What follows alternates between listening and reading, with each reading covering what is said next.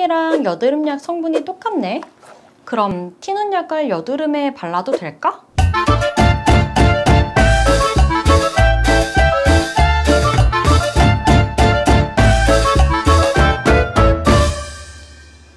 안녕하세요, 맹활약입니다.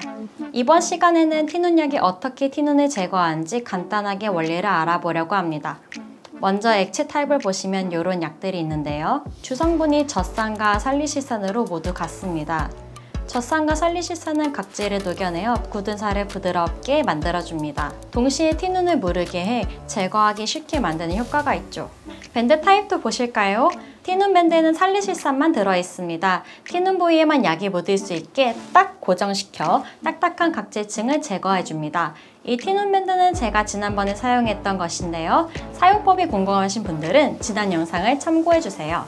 그런데 각질 제거라는 말을 들으니 어디서 많이 들어본 것 같지 않으신가요? 사실 티눈약의 성분은 화장품에서도 흔하게 찾아볼 수 있는 성분입니다.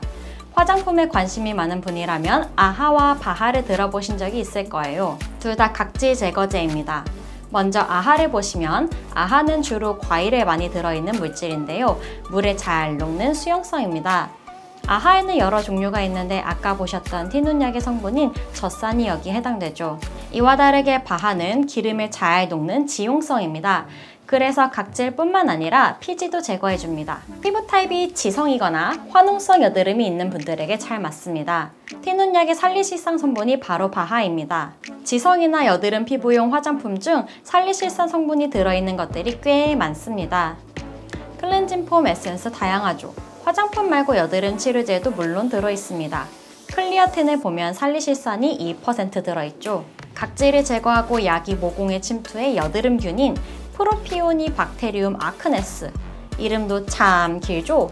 아무튼 이 여드름균이 증식하는 것을 막아줍니다. 지성인분들 모낭에 피지가 쌓여있고 비염증성 여드름인 분들에게 잘 맞아요. 한마디로 화이트헤드, 블랙헤드, 좁쌀 여드름에 살리실산이 딱입니다. 빨갛고 만지면 아픈 염증성 여드름인 분들에게는 다른 약이 효과가 더 좋고요. 그러면 티눈약과 여드름 치료제의 성분이 같은데 티눈약을 여드름에 발라도 되는 걸까요? 정답은 NO입니다. 여드름 치료제에는 살리실산이 2% 들어있죠. 여드름용 화장품은 0.5% 정도입니다. 식약처에서 기능성 화장품에는 살리실산 0.5%만 인정해주기 때문입니다. 그렇다면 티눈약에는 얼마나 들어있을까요? 바르는 타입에는 살리실산과 젖산이 10%나 들어있어요. 여드름약과 비교하면 5배나 높네요.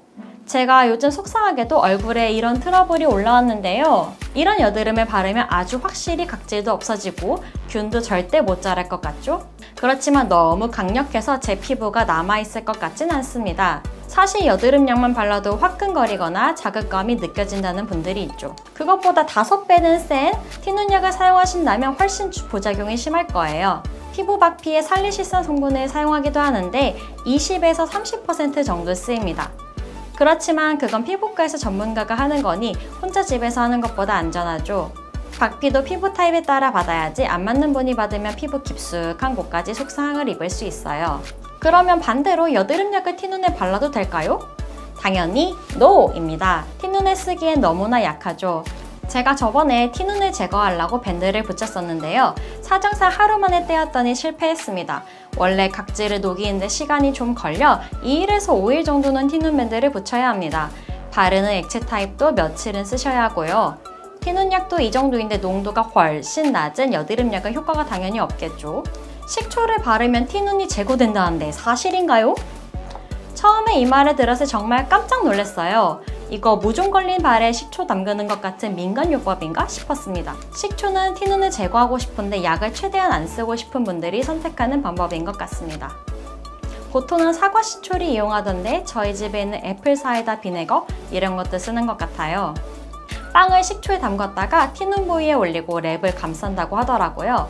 좀 더 위생을 신경 쓰는 분들은 빵은 좀 찜찜해서 그런지 그 방법 말고 붓을 이용해 식초를 티눈에 바르고 약국에서 사온 탈지면이나 거즈를 위에 올려 반창고를 고정하는 방법을 쓰시더라고요. 제가 곰곰이 생각해봤는데 티눈 제거에 효과가 있긴 할 것 같습니다. 식초는 살균 효과도 있고 각질을 녹이는 작용도 하기 때문입니다.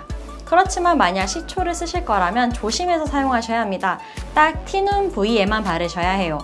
식초 그 자체를 사용하는 경우 굳은 살이 없는 정상 부위에까지 묻게 되면 화상을 입을 수 있습니다. 한번 발랐다고 티눈이 없어지진 않을 테니 며칠은 쓰셔야 하기에 더욱 조심하셔야겠죠?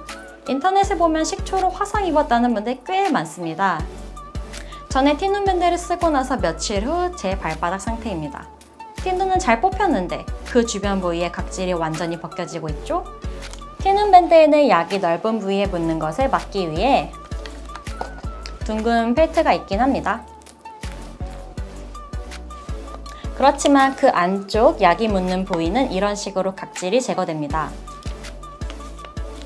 굳은 살이라서 떼어낼 때 아프진 않았는데 정상 피부였다면 좀 따가웠을 것 같아요. 식초를 쓰실 거라면 티눈 밴드 같은 보호용 펠트가 없으니 더욱 조심하셔야 합니다. 만약 제가 다시 티눈이 생긴다면 식초보단 티눈 밴드를 쓸 것 같아요. 냄새도 안 나고 한 번 붙이고 며칠간 놔두면 되니까요. 편리하기도 한데 가격도 저렴해서 굳이 다른 방법을 쓸 필요가 없습니다. 해외여행 중이거나 약을 쓰기 어려운 상황이라면 임시방편으로 민간요법을 써볼 수도 있겠죠. 지금까지 티눈약의 원리를 알아보고 여드름약 그리고 식초와 함께 비교해보는 시간을 가졌는데요. 여러분들께서 올바르고 안전하게 티눈을 제거하실 수 있길 바랍니다. 오늘도 맹활약이었습니다.